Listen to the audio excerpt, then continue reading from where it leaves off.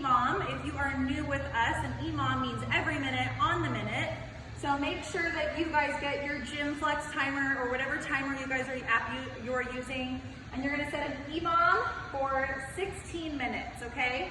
So every time that beeper goes off at every minute, the start of that minute is when you're gonna do the work. These movements should be taking you around 30 seconds to 35 seconds or so that way you get the rest of the recovery. If any movement is taking you close to that full minute, I want you to scale back the reps. That way you make sure you guys have enough rest, okay? Because the purpose of this is to give yourselves 20 to 30 seconds of rest between each thing.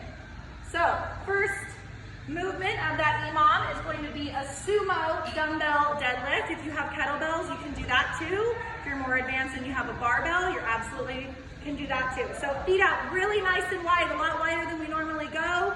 Toes slightly out, back's nice and tight, keeping those shoulder blades pinched together. You're gonna make sure your focus is straight or down. We don't wanna be cranking the neck up, okay?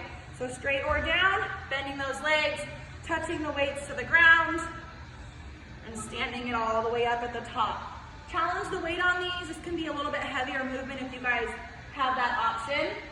So you're gonna do 10 to 20 there, depending on what weights you have. If you're going heavier, 10. If you only have light weights and you need to do 20, that's cool too. As soon as that beeper goes on the second minute, you're gonna go single arm upright row for 20 reps, so 10 each arm. So a little bit lighter dumbbells on these. You're gonna pull one at a time, that elbow up, kind of like a scarecrow. Nice and controlled, just one at a time. So 10 each arm or 20 total.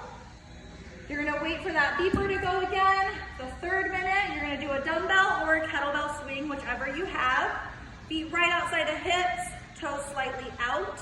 We don't ever wanna be in this way. So toes slightly out, vision forward. You're just hinging your hips back. We're not bending our legs like a squat, okay? So just hinging your hips back, bringing that right up to eye level.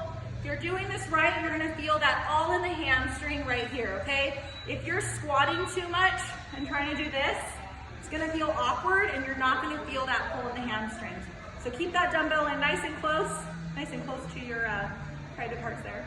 And you're just gonna hinge the hip back and forward. And you should feel that in the hamstrings, okay? 15 to 20 of those.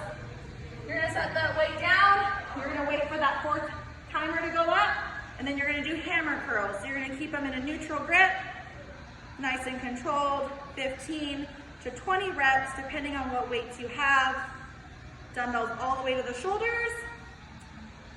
You're gonna repeat that 4 times. So minute 5, you'll be back to those sumo deadlifts, okay? So each movement you're gonna complete 4 times, but you're just gonna go through this way. As soon as you're done with that 16-minute EMOM, rest for a couple minutes, grab some water. You're gonna have a little burnout finisher here of 100 hip raises. Break these up into as many sets as you need. The goal is the least amount of sets as possible. You're just gonna lay it flat on your back, arms out to a T or wherever you want, wherever is comfortable. Feet nice and close to the body. You're pushing those hips up, squeezing the glutes at the top of every rep, okay? Don't go fast like this. Nice and controlled, little squeeze at the top, keeping that full foot planted down on the ground the whole time. I don't want you guys coming up off your toes that way. So 100 to finish, and you'll be done for the week, and you finished out your first week. So enjoy, let me know how the workouts are going, and have